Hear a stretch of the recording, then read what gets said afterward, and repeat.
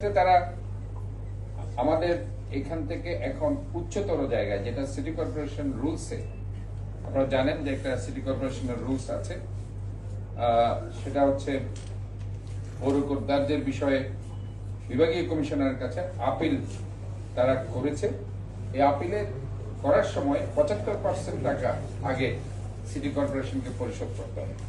Accordingly আজকে আমরা ওই টাকা যেটা পরিশোধ করেছে, এখানে 264 কোটি টাকার 75%, 198 কোটি 26 লক্ষ টাকা, 26,94,651 টাকা। আমি আবারও বলছি 198 কোটি 26,94,651 টাকা। আমরা আজকে এই টাকাটা তারা আমাদেরকে জমা দিয়েছে এবং আমি মনে করি চট্টগ্রাম সিটি কর্পোরেশনের চসিক রাজস্ব আহরণের নতুন মাইল ফলক স্থাপিত হয়েছে।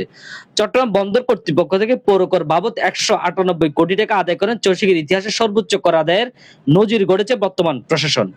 মেয়র ডাক্তার সাদাত হোসেন বলেন, দীর্ঘদিনে বকেয়া কর আদায়ের ধারাবাহিক উদ্যোগ, আলোচনার মাধ্যমে সমাধান এবং রাজস্ব ব্যবস্থাপনার স্বচ্ছতা নিশ্চিত করার ফলে এই সাফল্য অর্জিত হয়েছে।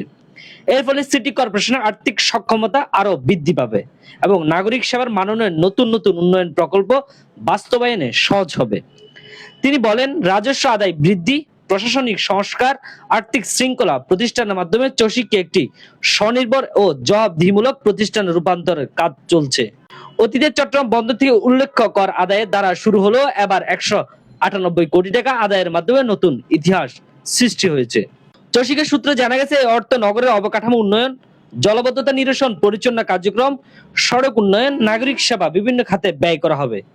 নগরবাসীর জন্য আরো উন্নত টেকসই সেবা নিশ্চিত করতে রাজস্ব আহরণে এই উদ্যোগ অব্যাহত থাকবে বলে জানিয়েছেন সিটি কর্পোরেশন।